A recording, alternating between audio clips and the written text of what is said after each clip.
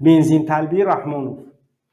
یکم چیزی که میخوایم تقدیمتون کنیم این بنزین طلبی رحمانوف است. آخرهای سال 80 امام علی رحمانوف رئیس سوخوز لنینی ناحیه دنقره ولایت سابق کلاب بود.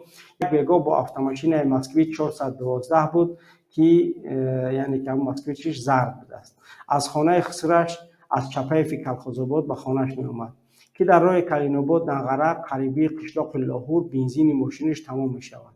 آن زمانها وقتی کسی در راه بنزین ماشینش تمام می شد، بنزین‌زوادها زیل‌های پختکش یا هر نفری که میگذشت ماشینش را داشته 5 یا 10 لیتر بنزین به پل میداد. یعنی همون ماشینی 412 رحمانوف.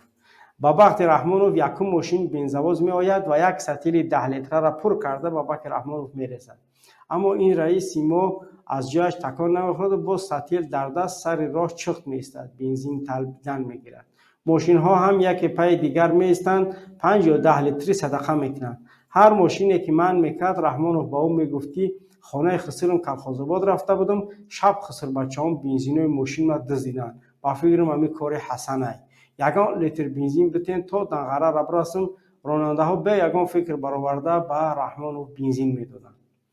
در آخر یک شوفیر گاز 66 از قشلاق سرگزان که خویش و تبار مطیف قوزیبای بود رحمانوف را میبیند و میشناسد و ماشینش را منع کرده از بک ماشینش یک سطل بنزین پر کرده آورده با بک ماشین مسکویچ 412 رحمانوف میریزد.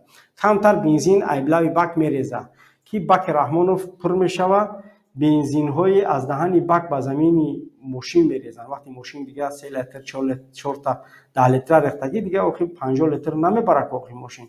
در بنزین وقتی میریزه او شوفیر سرگزانه که ملتش ازبک بود است حیران شده به طرف رحمانوف نگاه کرده با قهر غضب میگوید آ رئیس گفتی یگان لیتر بنزین ندارم کو تو خدازده اپریست یعنی افریست بوده کو ای صدقه آدمگری شوی خودی که گوش نگفته باقی مانده بنزین ها را آورده با بک ماشین خودش ریخته از آنجا میرود.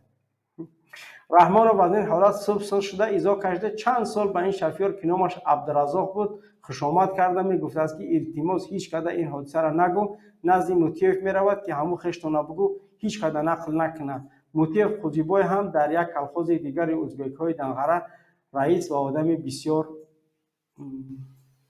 بسیار با وجدان بود. سالها بعد بچه او را که اکرم نام داشت سردار کگب ولایت ختلان ماند. این که سیر و اسرارش دیگر بیرون نبراید. خب بینندگان گرامی این قصه اول بود. بار دیگر میگم که آن چیزی است که واقعا از حیات رحمانوف گذشته است.